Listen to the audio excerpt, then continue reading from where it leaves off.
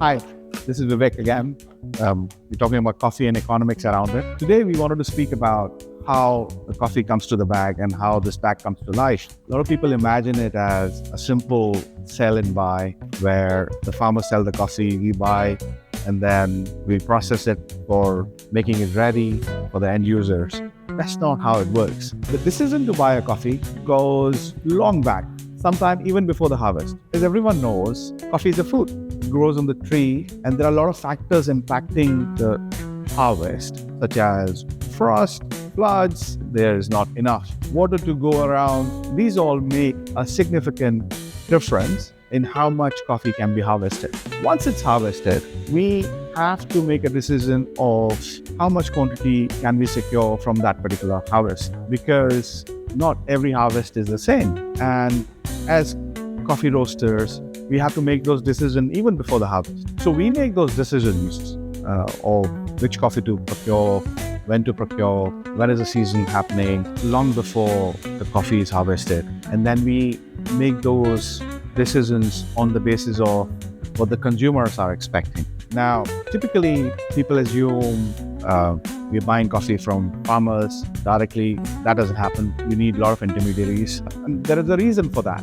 So, for instance, if you go to countries such as Uganda, Ethiopia, a lot of the times, the individual farmers don't have big enough lands to produce larger quantities of coffee. So they rely on a smaller quantity of coffee and they give it to the aggregators, who are either purely aggregators or the processors. And we have to agree as roasters with these aggregators or the processors to be able to secure the coffee for us from these farmers, because we don't have direct access to these farmers. These aggregators typically have WhatsApp groups or sometimes word of mouth, where they send out the pricing for a particular coffee in the market, and then they receive these crops from farmers. The primary processing of this crop is done at the farm level, and the secondary processing is done in a factory where you do pre-cleaning, sorting, finding out the defects, and making it ready for export to people like us. All this value chain involves a large set of people, because the farmers sometimes don't have the holding capacity of these crops. They sell it in cash because they have their living, which is completely dependent on this crop. These aggregators get this coffee with the help of a bag, or sometimes they have own facilities where they store these coffees and then they make it ready to the processing facilities that they have. So these aggregators or these processing facility keep the stock in unprocessed form, and they process it only once they get the order. They start processing this coffee and making it ready for an export. They go back, pre-cleaning, then sorting, and then come back with a finished product. When you receive coffees from the farm, the coffee is termed as farm average quality, which means it has a mix of all sort of stuff. And it's their job to pre-clean it, sort the coffee, and make it ready for the export. When they sort it, they can sort it either by the screen size or by the quality of the coffee, by reducing the number of defects, the quakers, etc. in the coffee, and make it ready for export. Sometimes they have their own cupping teams to decide what is the scoring level of the coffee and what is the price that should be offered for that particular coffee. And then they determine the prices on the basis of the quality of the coffee that has come out from this lot.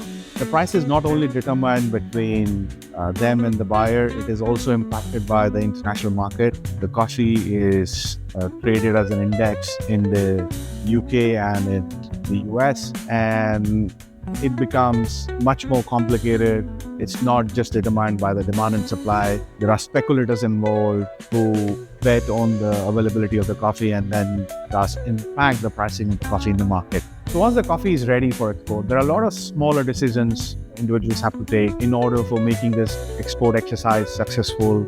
For instance, the bagging, the bag sizes, the usage of Grain Pro, not Grain Pro, which is a plastic bag inside the coffee bag, the certifications that is needed for the importing of coffee, and then we have to decide on the channels how we are going to really import that coffee into the destination where we're bringing it. So after all of this exercise, it takes sometimes months for the coffee to arrive at the destination.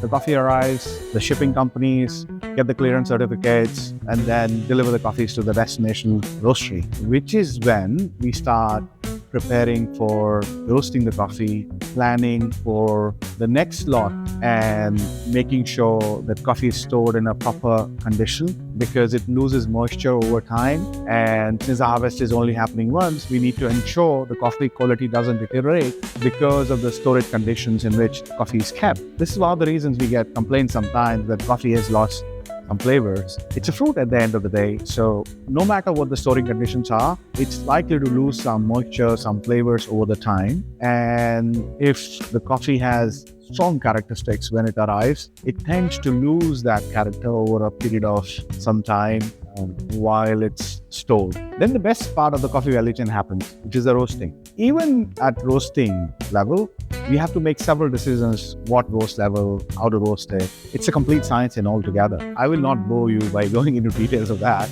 Once the coffee is roasted, it's kept for degassing because the carbon dioxide is still being released by the coffee, and then it's prepared to be bagged. And the bags also have these small walls, and that's how the bag comes to life. Thank you for watching this. I'll see you in the next one.